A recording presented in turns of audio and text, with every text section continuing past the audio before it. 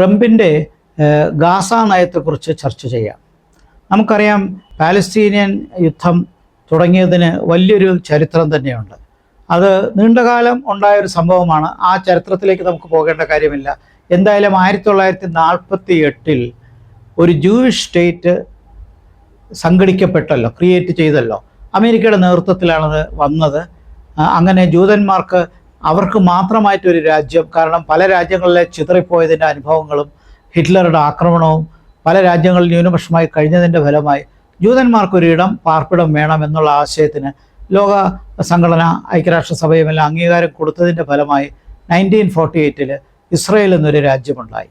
പക്ഷേ ഇസ്രയേലിൻ്റെ ഭൂമിക എന്ന് പറയുന്നത് അതിൻ്റെ ചുറ്റുപാടും അറബ് രാജ്യങ്ങളുണ്ട് എന്നുള്ളൊരു വസ്തുതയുണ്ട്. ഇതിനപ്പുറം ജൂതരാഷ്ട്രം സൃഷ്ടിക്കപ്പെട്ടത് പാലസ്തീനിൻ്റെ ഭൂമികയിൽ നിന്നുകൂടിയാണ് എന്നുള്ളൊരു വസ്തുതയുണ്ട്. അപ്പോൾ പാലസ്തീനികളായ അവിടുത്തെ ജനങ്ങൾക്ക് വളരെ പെട്ടെന്ന് ഒരു ഭാഗം വിട്ടുകൊടുക്കേണ്ടി വന്നു. അത് ഇസ്രയേലിൻ്റെ രാജ്യം എന്നുള്ള നിലയിൽ ഒരു ശക്തിയായി ഇസ്രയേൽ പിന്നീട് മാറി. അമേരിക്കയുടെ ഒരു നാച്ചുറൽ അലൈ, സ്വാഭാവികമായ ഒരു സഖ്യകക്ഷിയായി ഇസ്രയേൽ എന്നും നിലകൊണ്ടു എന്നുള്ളൊരു വസ്തുതയാണ്. അതുകൊണ്ട് തന്നെ അമേരിക്ക എപ്പോഴും ഇസ്രയേലിന് സുരക്ഷിത കവചം കൊടുക്കുമായിരുന്നു. മാത്രമല്ല, ഇസ്രയേലും പാലസ്തീനികളും തമ്മിൽ നിരവധി സംഘടനകളുണ്ടായി. 1947 ശേഷം തന്നെ ഈ സംഘർഷാവസ്ഥ വളർന്നു. 1967 യുദ്ധമൊക്കെ ഞങ്ങൾ ഓർക്കുന്നുണ്ട്. കേവലം 7 ദിവസം കൊണ്ട് ആക്രമിക്കാൻ വന്ന പാലസ്തീനെയും മറ്റ് അറബ് രാജ്യങ്ങളെയൊക്കെ തുരത്തി ഓടിക്കുന്ന വൻ ശക്തി ഇസ്രയേലിനുണ്ടാകാൻ പ്രധാന കാരണം അമേരിക്കയുടെ സഹായമാണ്. മാത്രമല്ല, ചുറ്റുപാടും ശത്രുരാജ്യങ്ങളായതുകൊണ്ട് ഇസ്രയേലാകട്ടെ അവരുടെ സൈനിക ശക്തിയും മാനുഷിക വിഭവശേഷിയും സാമ്പത്തിക രംഗത്തും എല്ലാം ചെറിയ രാജ്യമാണെങ്കിൽ വലിയ അത്ഭുതങ്ങൾ കാണിച്ച് ഒരു അർത്ഥത്തിൽ പറഞ്ഞാൽ ഒരു മിഡിൽ പവറാണ്. അതിന് ന്യൂക്ലിയർ പവർ ഉണ്ടെന്ന് തന്നെ നമുക്ക് കരുതണം. സാമ്പത്തികമായിട്ടൊരു മിഡിൽ പവറാണ്. പിന്നെ അമേരിക്കയുടെ സാമ്പത്തിക സഹായം കിട്ടുന്നത് കൊണ്ട് അവർക്ക് മറ്റ് പ്രശ്നങ്ങളില്ല. എന്തായാലും അതൊരു വലിയ ശക്തിയാണ് ഇസ്രയേൽ എന്നുള്ളൊരു വസ്തുതയാണ്. പക്ഷേ ഇസ്രയേലിൻ്റെ പാലസ്തീൻ ക്രൈസിസ് എത്രയോ കാലമായിട്ട് തുടരുന്നു.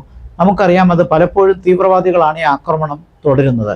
ഇപ്പോൾ 15 മാസങ്ങൾക്ക് മുമ്പ് ഗസയിൽ നിന്ന് അവിടുത്തെ തീവ്രവാദികൾ, പാലസ്തീൻ തീവ്രവാദികൾ നടത്തിയ ആക്രമണമാണ് ഈ യുദ്ധത്തിന് വഴിതെളിയിച്ചത്.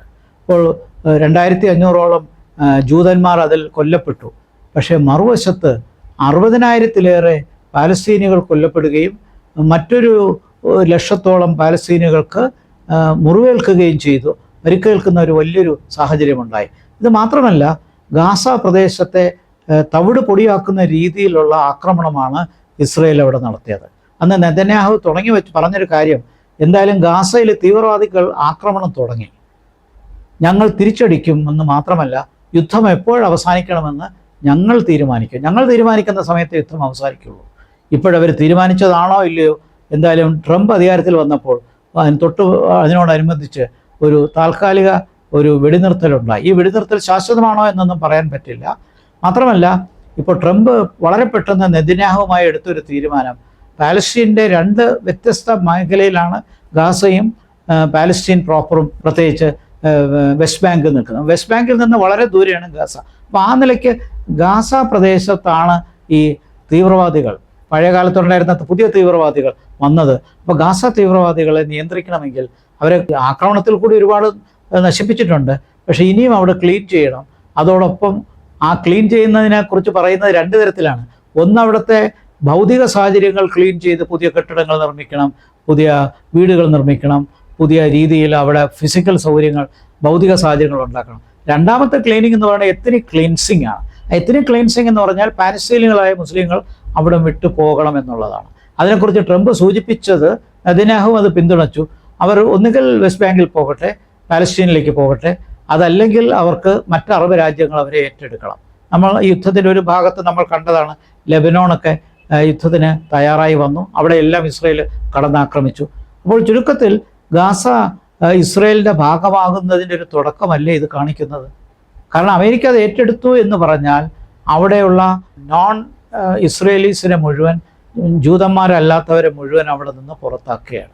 ഗാസയിൽ നിന്ന് ജൂതന്മാരല്ലാത്തവരെയൊക്കെ പുറത്താക്കുകയും ഗാസ പ്രദേശത്ത് പുതിയ കെട്ടിടങ്ങളെല്ലാം കിട്ടുകയും ഈ പുറത്തേക്ക് പോകുന്ന അവിടുത്തെ സ്വതന്ത്ര, ആ നാട്ടിലെ അവിടെ ജനിച്ചു വളർന്ന ഗാസ നിവാസികൾക്ക് പിന്നെ പാലസ്തീനിലെ മറ്റു ഭാഗങ്ങളിലേക്ക് പോകണമെന്നും അതോടൊപ്പം തന്നെ അറബ് രാജ്യങ്ങൾ അവരെ ഏറ്റെടുക്കണമെന്നൊക്കെ പറയുന്നത് ഇതുകൊണ്ട് യുദ്ധം അവസാനിക്കുമോ എന്നുള്ളത് സംശയമാണ്. മറിച്ച് തീവ്രവാദം കൂടുതൽ ശക്തിപ്പെടാനാണ് സാധ്യത. ഈ അധികാരത്തിൽ വരുന്നതിന് മുമ്പ് ട്രംപ് പറഞ്ഞു, ഞാൻ അധികാരത്തിൽ വന്നാൽ 48 മണിക്കൂറിനകം ഈ യുദ്ധം അവസാനിക്കും. അതായിക്കൊള്ളട്ടെ, യുദ്ധം താൽക്കാലികമായ വിരാമമുണ്ടായി. പക്ഷേ ഇതുകൊണ്ട് അവിടുത്തെ പ്രശ്നം തീർന്നോ? ഗസ അമേരിക്ക ഏറ്റെടുത്തു കഴിഞ്ഞാൽ അമേരിക്കയ്ക്ക് അവിടെ വലിയ സാമ്പത്തിക പ്രശ്നങ്ങൾ നേരിടും. കാരണം അവിടെ സൈനികം താവളമുണ്ടാക്കണം. പണ്ട് വിയറ്റ്നാമിൽ പോയി ഇതുപോലെ കാണിച്ചതാണ്. അമേരിക്കയ്ക്ക് 25-30 വർഷത്തോളം യുദ്ധം ചെയ്ത് അവിടെ നിന്ന് മുറിവേറ്റ് പുറത്തേക്ക് വരേണ്ടി വന്നത്. ആ ചരിത്രമൊക്കെ നമുക്കറിയാവുന്ന കാര്യമാണ്. ഇൻഡോ ചൈന റീജിയനിലുമൊക്കെ കൊറിയയിലുമൊക്കെ കാണിച്ച കാര്യങ്ങൾ നമുക്കറിയാവുന്നതാണ്. വിയറ്റ്നാമിലും കൊറിയയിലുള്ള അനുഭവങ്ങളൊക്കെ അവിടെ ഇരിക്കുമ്പോഴാണ് അമേരിക്ക പറയുന്ന ഗാസ ഞങ്ങൾ ഏറ്റെടുത്തോളാം. ഗാസ ഏറ്റെടുക്കുക എന്ന് പറഞ്ഞു കഴിഞ്ഞാൽ അവിടെ എത്നിക് ക്ലീൻസിംഗ് ആണ് പ്രധാനം. അതിനോടൊപ്പം അവിടെ പുതിയ ബിൽഡിംഗ് കൊണ്ടുവന്ന് അവിടെയുള്ള ജൂതന്മാരെ, ഇസ്രയേലിലെ ജൂതന്മാരെ റീസെറ്റിൽ ചെയ്യിക്കുക.